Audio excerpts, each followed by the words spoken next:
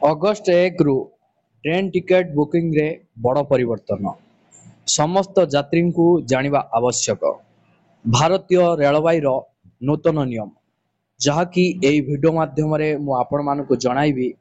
August 1 ରୁ train ticket ବୁକିଂରେ କ'ଣ ବଡ଼ ପରିବର୍ତ୍ତନ କରାଯାଇଛି, ନୂଆ ନିୟମ କ'ଣ ଲାଗୁ ହୋଇଛି, ଯାହାର ଡିଟେଲ୍ସ ମୁଁ ଏହି ଭିଡ଼ିଓ ମାଧ୍ୟମରେ ମୁଁ ଆପଣମାନଙ୍କୁ ଷ୍ଟେପ୍ ବାଇ ଷ୍ଟେପ୍ ଜଣାଇବି। ସେଥିପାଇଁ ଆପଣ ଭିଡ଼ିଓଟିକୁ ବିନା ସ୍କିପ୍ରେ ଶେଷ ପର୍ଯ୍ୟନ୍ତ ଦେଖନ୍ତୁ, ଯାହାଫଳରେ ଆପଣ ଜାଣିପାରିବେ, ବୁଝିପାରିବେ। ଯଦି ଏପର୍ଯ୍ୟନ୍ତ ଚ୍ୟାନେଲରେ ନୂଆ କରି ଆପଣ ଭିଡ଼ିଓଟି ଦେଖୁଥାନ୍ତି, ତାହେଲେ ଭିଡ଼ିଓକୁ ଲାଇକ୍ କରି ଚ୍ୟାନେଲକୁ ସବସ୍କ୍ରାଇବ୍ କରି ପାଖରେ ଥିବା ଘଣ୍ଟି ଚିହ୍ନକୁ ଦବାଇ ଦିଅନ୍ତୁ। ତ ଚାଲନ୍ତୁ ଏକ ନୂଆ ଅପଡେଟରେ ଆପଣ ସମସ୍ତଙ୍କୁ ସ୍ୱାଗତ ଜଣାଉଛି। ଯଦି ଆପଣ ଟ୍ରେନରେ ଯାତ୍ରା କରୁଛନ୍ତି, ଯଦି ଆପଣ ଯାତ୍ରା କରିବାକୁ ଯୋଜନା କରୁଛନ୍ତି ଏବଂ ଅନଲାଇନରେ ଟିକେଟ ବୁକିଂ କରିବାକୁ ଭାବୁଛନ୍ତି, ତେବେ ଏହି ଖବର ଆପଣଙ୍କ ପାଇଁ ବହୁତ ଗୁରୁତ୍ୱପୂର୍ଣ୍ଣ। ଭାରତୀୟ ରେଳବାଇ 1 ଅଗଷ୍ଟ 2025 ଠାରୁ ଅନଲାଇନରେ ଟିକେଟ ବୁକିଂ ନିୟମରେ ଏକ ବଡ଼ ପରିବର୍ତ୍ତନ କରିଛି। ଏବେ IRCTCରୁ ଟିକେଟ ବୁକିଂ ପୂର୍ବ ପରି ସହଜ, କିନ୍ତୁ ଏବେ କିଛି ଗୁରୁତ୍ୱପୂର୍ଣ୍ଣ ସର୍ତ୍ତ ସହିତ।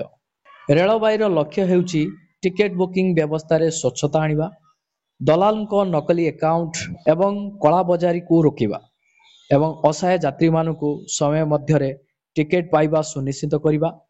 ଏହି ଦିଗରେ ଏବେ ପ୍ରତ୍ୟେକ ଟିକେଟ ବୁକିଂ କେବଳ ଆଧାର କାର୍ଡ ଏବଂ OTP ଆଧାରରେ ସମାପ୍ତ ହେବ। ଆସନ୍ତୁ ନୂଆ ନିୟମ କ'ଣ ରହିଛି ଜାଣିବା। ଏହାକୁ ସହଜ ଭାଷାରେ ଏହି ଭିଡ଼ିଓ ମାଧ୍ୟମରେ ମୁଁ ଆପଣମାନଙ୍କୁ ଜଣାଉଛି।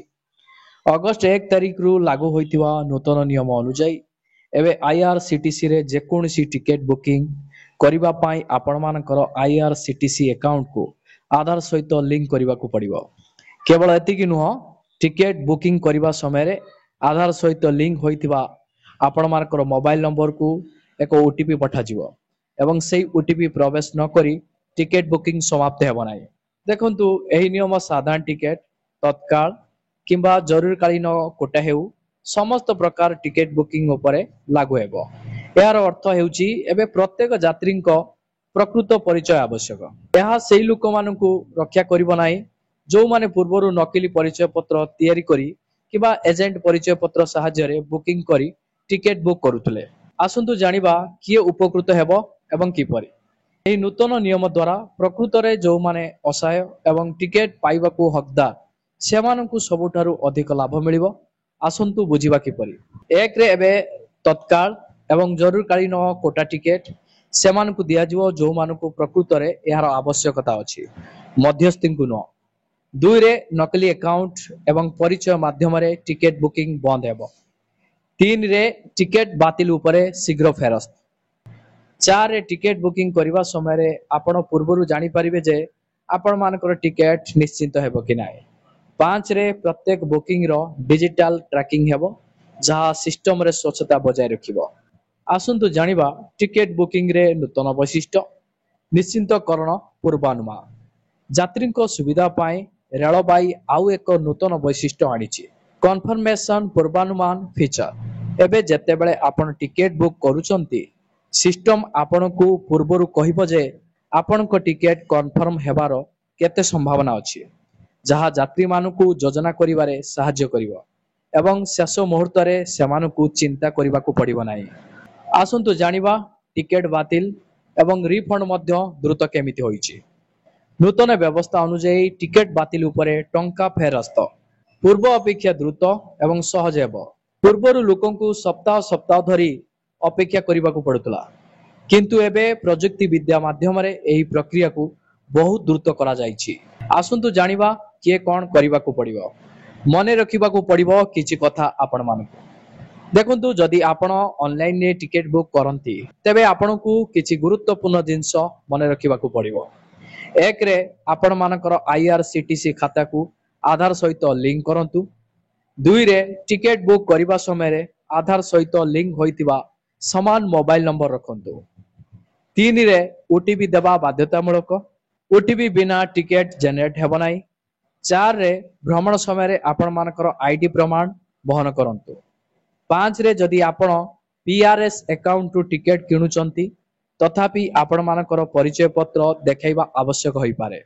आसंतु जानिबा नूतन व्यवस्था काहींकि प्रचलन करा जायछि सरकारଙ୍କର लक्ष्य कौन रही देखंतु रेलबाई एवं सरकार उभयଙ୍କ लक्ष्य ହେଉଛି ଯାତ୍ରୀ ମାନଙ୍କୁ उत्तम सुविधा जोगाइबा एवं टिकेट बुकिंग को संपूर्ण स्वच्छ करिबा पूर्व व्यवस्था रे दलाल एवं एजेंट माने सेमानଙ୍କର एजेंसी आईडी व्यवहार करी गोटिए दिन रे शह शह टिकेट बुक करुथिले एवं साधारण लोक टिकेट पाई पारु नथिले विशेष करी तत्काल टिकेट एबे सबु आधार आधारित ओटीपी सिस्टम एवं प्रत्येक बुकिंग रो डिजिटल मॉनिटरिंग माध्यम रे नियंत्रण करा जाई परिबो रेलबाई यह मध्य स्पष्ट करिछि जे यात्री मानकर आधार तथ्य संपूर्ण सुरक्षित रहिबो एवं यहाकू केवल परिचय जांच पाई व्यवहार करा जिवो आसंतु जानिबा कोन करिवे नाही आपण माने केमिति असुविधा को एडै परिबे एक रे कौनसी नकली आईडी किंबा नंबर व्यवहार करंतु नाही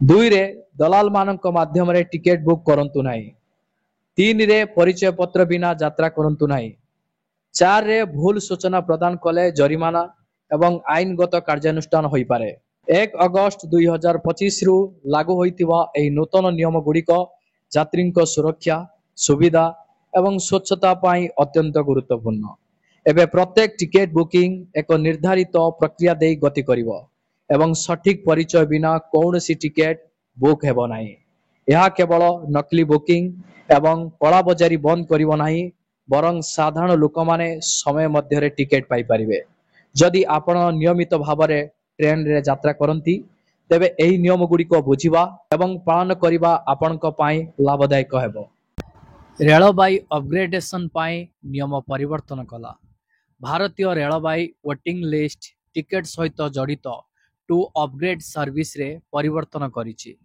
आईआरसीटीसी द्वारा दिया जाइतिबा सूचना अनुसार एबे स्लीपर क्लास टिकेट रो फास्ट एसी रे अपग्रेड करा जिवो नाही वर्तमान पर्यंत वेटिंग लिस्ट रे थिबा यात्री माने अपग्रेड सुविधार लाभ पाउतिले किंतु एबे एही सुविधा उपलब्ध हेबो नाही रेलबाई द्वारा एही नियम परिवर्तन करा जाइछि नूतन नियम अनुसार एबे आपण मानकर टिकेट को फास्ट एसी रे अपग्रेड करा जिवो नाही रेलबाई काहेकि एही निष्पत्ति नेला देखंतु उच्च वर्गर कोच गुड़िकरे भिड़ नियंत्रण करिया पाई रेलबाई पक्षरु एही निष्पत्ति निया जाइछि केंद्रीय रेल सूचना प्रणाली पक्षरु मध्य एही सूचना दिया जाइछि आजिठारु रेलबाई रेल टिकेट रे दर वृद्धि करिछि एबे स्लीपर क्लास रे प्रति किलोमीटर पाई 50 पैसा एवं प्रथम श्रेणी पाई प्रति किलोमीटर पाई 100 पैसा अधिक देबाको पड़िबो शेषरे मु आपण मानकु एति कहिबि जे